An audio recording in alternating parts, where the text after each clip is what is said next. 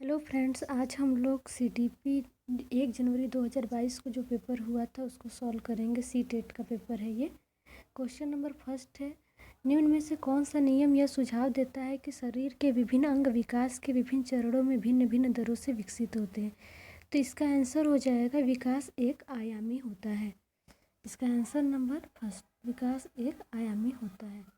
Next question, निम्न में से कौन सा कथन सही है।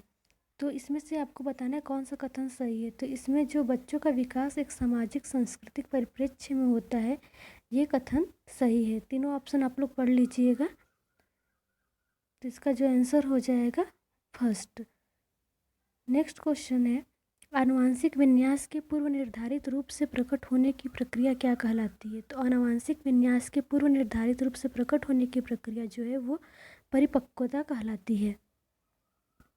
नेक्स्ट क्वेश्चन, समाजीकरण का प्राथमिक और समाजीकरण का द्वितीयक कारक कौन सा है। तो परिवार जो होता है वो समाजीकरण का प्राथमिक कारक होता है और विद्यालय जो है समाजीकरण का द्वितीयक कारक होता है। नेक्स्ट क्वेश्चन है, लॉरेंस कोलबर्ग के अनुसार 7-8 वर्षीय बच्चों में नैतिक निर्णय लेने का आधार क्या है। तो लॉरेंस जो कोलबर्ग है उन्होंने नैतिक के 3 स्तर दिए हैं। उसमें से बताना है कि 7 से 8 वर्ष के जो बच्चे हैं वो नैतिक निर्णय लेने में उनका कौन सा आधार है। तो 7-8 वर्ष जो बच्चे होते हैं वो जो होते हैं दंड और आज्ञा पालन के आधार पर अपना निर्णय लेते हैं। नेक्स्ट क्वेश्चन है, जीन पियाजे के सिद्धांत में क्रमबद्धता किस संदर्भ में प्रयोग हुआ है। तो क्रमबद्धता जो है वो वस्तुओं को किसी एक आयाम जैसे लंबाई पर आधारित क्रम देना के संदर्भ में प्रयोग हुआ है। जीन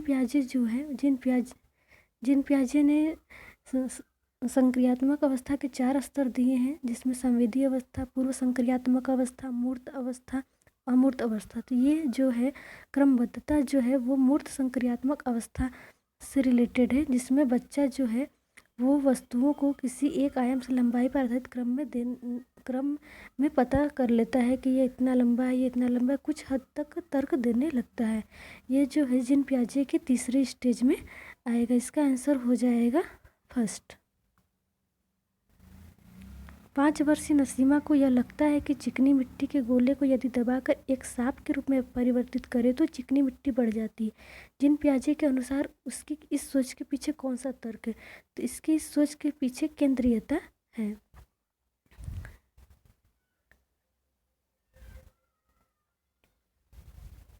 लेव वाइगोत्स्की के संज्ञानात्मक विकास का सिद्धांत किस पे आधारित है। तो लेव वाइगोत्स्की का जो संज्ञानात्मक विकास का सिद्धांत है वो सामाजिक संरचना पर आधारित है।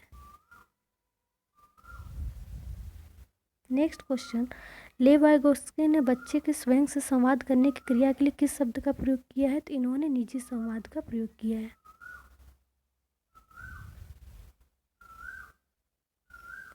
एक प्रगतिशील कक्षा की निम्न में से कौन सी विशेषता है। तो प्रगतिशील कक्षा में जो है सहयोगितापूर्ण अधिगम ये एक विशेषता है, जिसमें सभी बच्चे एक दूसरे की सहायता करके सीखते हैं। एक बच्चों में दूसरे के इरादों और इच्छाइयों को समझने की क्षमता या बुद्धि के किस स्वरूप को दर्शाती है। तो यह बुद्धि के अंतर्वैयक्तिक बुद्धि को स्वरूप को दर्शाती है। हार्वर्ड गार्डनर ने 8 प्रकार के बुद्धि के सिद्धांत दिए हैं, जिसमें से अंतर्वैयक्तिक बुद्धि के सिद्धांत को दर्शाती है। राष्ट्रीय शिक्षा नीति 2020 में निम्न में से कौन सा कथन प्रस्तावित है। तो इसमें थर्ड वाला प्रस्तावित है, बाल विद्यार्थियों के लिए बहुभाषी होने के उच्च संज्ञानात्मक लाभ है। ये दोनों ऑप्शन तो होंगे नहीं, ये थर्ड ऑप्शन सही है। नेक्स्ट क्वेश्चन है, लैंगिक भूमिकाएं क्या है। तो लैंगिक भूमिकाएं जो है वो अधिगृहित व्यवहार है जो समाज द्वारा बनाया गया है। ये जन्मजात भी नहीं है, जैविक संरचना आनुवंशिक निर्धारित भी नहीं, ये अधिगृहित व्यवहार है जो समाज ने बनाया है कि यह काम औरतों को करना चाहिए तो ये काम आदमियों को करना चाहिए। नेक्स्ट क्वेश्चन है, निम्नलिखित में से कौन सा सतत एवं व्यापक मूल्यांकन का प्राथमिक उद्देश्य है। तो सतत एवं व्यापक मूल्यांकन का जो प्राथमिक उद्देश्य है वो है छात्रों की समझ का आकलन करना और पाठ्यक्रम तथा शिक्षा शास्त्र को इसके अनुसार रूपांतरित करना, क्योंकि ये छात्र केंद्रित होता है। नेक्स्ट, अपनी कक्षा के लिए मूल्यांकन पद्धति तय करने से पहले एक शिक्षक को किन बातों पर विचार करना चाहिए? अगर कोई शिक्षक उसको मूल्यांकन पद्धति तय करता है तो उसे कौन से बातों पर विचार करना चाहिए? मेरे अलावा इन परिणामों का उपयोग कौन करेगा? विशिष्ट छात्रों के अधिगम वक्र का पता लगाने का सर्वोत्तम तरीका क्या है? कौन सी विधि शिक्षक के स्वयं के शिक्षा शास्त्र पर चिंतन मदद करेगी? कौन सी विधि छात्रों को चिन्हित करने और वर्गीकृत करने में मदद करेगी? तो कोई भी सीडीपी में अगर क्वेश्चन है तो उसमें छात्रों को चिन्हित और वर्गीकृत हमेशा निगेटिव होता है, तो ये ऑप्शन होगा नहीं। और इन परिणामों का उपयोग कौन करेगा? ये भी ऑप्शन नहीं होगा, तो आंसर हो जाएगा सेकेंड और थर्ड। तो इसमें से आपका आंसर हो जाएगा सेकेंड और थर्ड। नेक्स्ट क्वेश्चन है, पढ़ाते समय एक शिक्षक को पाठ्य सामग्री को दर्शाने के लिए विभिन्न तरीके अपनाना चाहिए। शिक्षक को अधिगमकर्ताओं की विविध आवश्यकताओं हेतु अपने शिक्षा शास्त्र को उनके अनुकूल बनाना चाहिए। तो इसमें से कौन सा सही है? तो इसमें से दोनों सही है। तो जो ए और आर दोनों सही है और आर ए की सही व्याख्या करता है। नेक्स्ट क्वेश्चन है, एक बच्ची लिखाई में निरंतर कठिनाई का सामना करती है। उसे अक्षर बनाने और शब्दों के बीच अंतराल करने में चुनौती महसूस होती है। यह लक्षण किस अधिगम अक्षमता की ओर इशारा करता है? तो जो ये लक्षण अधिगम अक्षमता है ये डिस्ग्राफिया है। इसका आंसर हो जाएगा डिस्ग्राफिया। नेक्स्ट क्वेश्चन है, विद्यार्थियों में व्यक्तिगत विभिन्नताओं को पूरा करने के लिए एक शिक्षक को क्या करना चाहिए? तो एक शिक्षक को जो है शिक्षा शास्त्री उपागमों और मूल्यांकन के विविध साधनों का उपयोग करना चाहिए। नेक्स्ट क्वेश्चन, निम्न में से कौन सा सृजनात्मकता का अनिवार्य लक्षण है? तो सृजनात्मकता का अनिवार्य लक्षण जो होता है अपसारी चिंतन। सृजनात्मकता जो है वो दूर तक सोचना, कुछ नया सोचना, कुछ क्रिएटिविटी सोचना, तो वो अपसारी चिंतन में आता है। नेक्स्ट क्वेश्चन है, छोटे बच्चे किसके द्वारा ज्ञान का निर्माण करते हैं और उसके माध्यम से अर्थ निकालते हैं? तो इसका आंसर हो जाएगा सक्रिय अन्वेषण द्वारा, खेल द्वारा, पदार्थों पर क्रिया और प्रयोग द्वारा, सहपाठियों और वयस्कों संग सहभागिता द्वारा। तो इसका आंसर हो जाएगा फर्स्ट, सेकेंड, थर्ड, फोर्थ, सारे ऑप्शन सही है। तो इसका आंसर हो जाएगा थर्ड। ये सारे ऑप्शन जो है वो सही है। नेक्स्ट क्वेश्चन, एक अध्यापिका बच्चों को फ़ोन नंबर रटने के लिए फ़ोन नंबर के 10 अंकों को 3-4 अंकों के समूहों में बांटकर याद करना सुझाती है। अध्यापिका द्वारा सुझाई यह रणनीति क्या कहलाती है? तो यह रणनीति जो है वो खंडीकरण कहलाती है, क्योंकि वो छोटे छोटे पार्ट में करके बच्चों को याद करने के लिए कहती है। निम्नलिखित में से अधिगम की कौन सी दशा पर विद्यालयों में सबसे अधिक बल देना चाहिए?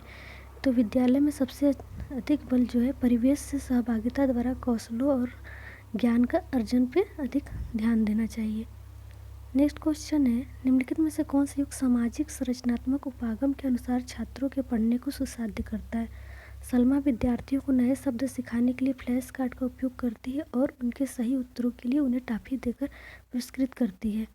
तो ये तो गलत है, क्योंकि टॉफी देकर पुरस्कृत करती है। नेक्स्ट है, प्रमति विविध प्रकार की पुस्तकें और अपने विद्यार्थियों को पढ़ने के लिए देती है। जो विद्यार्थी एक विशिष्ट पुस्तक पढ़ते हैं उन्हें नियमित रूप से पुस्तक पर परिचर्चा करने के लिए कहती है। ये बात बिल्कुल सही है।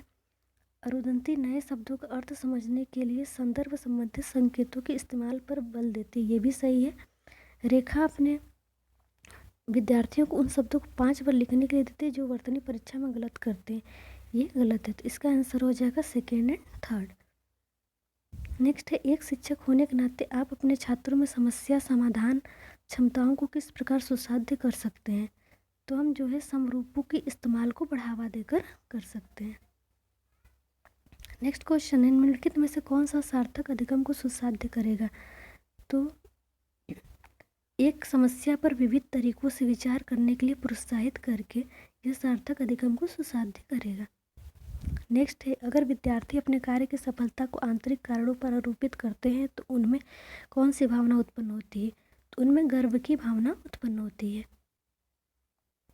शिक्षा के प्राथमिक स्तर पर बहुसंवेदनी उपागम के इस्तेमाल को प्रोत्साहित करना चाहिए, क्योंकि यह अधिगम को और प्रभावी बनाता है। यह कुछ बच्चों को शिक्षा से अर्जित करने के लिए मौके देते हैं। यह शिक्षा की निर्देश अवधि की काफ़ी समय बचाता है, तो यह अधिगम को अधिक प्रभावी बनाता है। बच्चे अक्सर विभिन्न संकल्पनाओं के बारे में वैकल्पिक संकल्पनाएं और भ्रांतियां गठित कर लेते हैं। इस संदर्भ में निम्नलिखित में से कौन सा कथन सही नहीं है?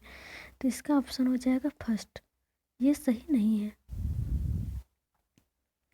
निम्नलिखित में से अधिगम का कौन सा प्रक्षेप यह कहता है कि मूर्त प्रलोभनों और पुरस्कारों द्वारा विद्यार्थियों को सीखने के लिए प्रेरित किया जा सकता है? तो ये जो है व्यवहारवात्मक मनोवैज्ञानिक कहते हैं।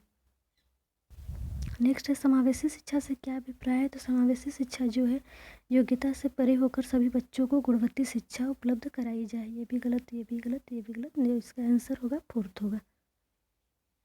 नेक्स्ट है छोटे बच्चे किसके द्वारा ज्ञान का निर्माण करते हैं और इसके माध्यम से अर्थ निकालते हैं? तो ये इसका आंसर हो जाएगा फोर्थ। ये क्वेश्चन रिपीट हो गया है, इसका आंसर हो जाएगा fourth. Thank you for watching this video.